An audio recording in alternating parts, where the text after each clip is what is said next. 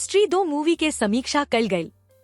साल 2018 के hit horror comedy film स्त्री के बहुप्रतीक्षित सीक्वल स्त्री 2 आखिरकार सिनेमाघर में आ गल बा। अमर कौशिक के निर्देशन आ दिनेश विजन के निर्माता है फिल्म में राजकुमार राव, श्रद्धा कपूर, पंकज त्रिपाठी, अभिषेक बनर्जी आ अपर शक्ति खुराना मुख्य भूमिका में बाडन। यहाँ स्त्री 2 के व्यापक समीक्षा बा। हिंदी में कहानी के रेखा आ कथानक के बारे में बतावल गल बा।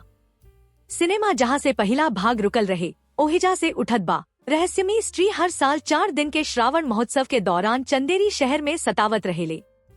विकी, राजकुमार राव आ उनकर दोस्त एक बेर फेरू कहानी के केंद्र में बाड़े काहे कि ऊ लोग स्त्री के मूल के पीछे के सच्चाई के उजागर करे आ ओकरा आतंक के राज के अंत करे के कोशिश करेला।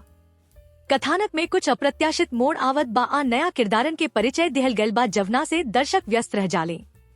परफॉर्मेंस आ किरदार के बारे में बतावल गल बा।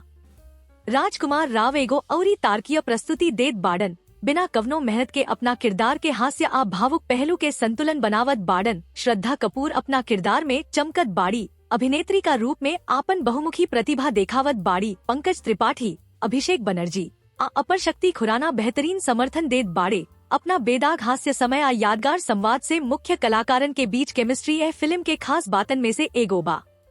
निर्देशन आ छायांकन के काम कल जाला। निर्देशक अमर कौशिक हॉरर आ कॉमेडी के कुशलता से मिला के एगो सही संतुलन बनावत बाडन जवन दर्शकन के मनोरंजन करत रहेला। सिनेमा के पेसिंग के बढ़िया से रखरखाव कल गल बा जवना में रोमांच, हंसी आ भावुक पल के सही मिश्रण बा। छायांकन प्रभावशाली बा जवना में मूड सेट करे खातिर जीवंत रंग आ प्रभावी रोशनी के इस्तेमाल कल गल बा। विजुअल इफेक्ट भी उल्लेखनीय बा जवन की बिना ओवर टॉप के हॉरर तत्व के बढ़ावेला।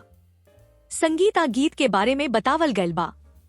सचिन जिगर के संगीत सिनेमा के टोन के पूरक बा आ देखे के अनुभव के बढ़ावत बा। गीत कैची आ बढ़िया जगह पर बा जवना से समग्र मनोरंजन के कारक औरी बढ़ जाला।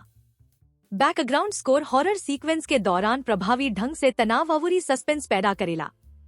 अंतिम फैसला के बा स्त्री 2 पहला भाग के एगो योग्य उत्तराधिकारी बा जवन हॉरर, कॉमेडी आ इमोशनल पल के सही मिश्रण पेश करत बा।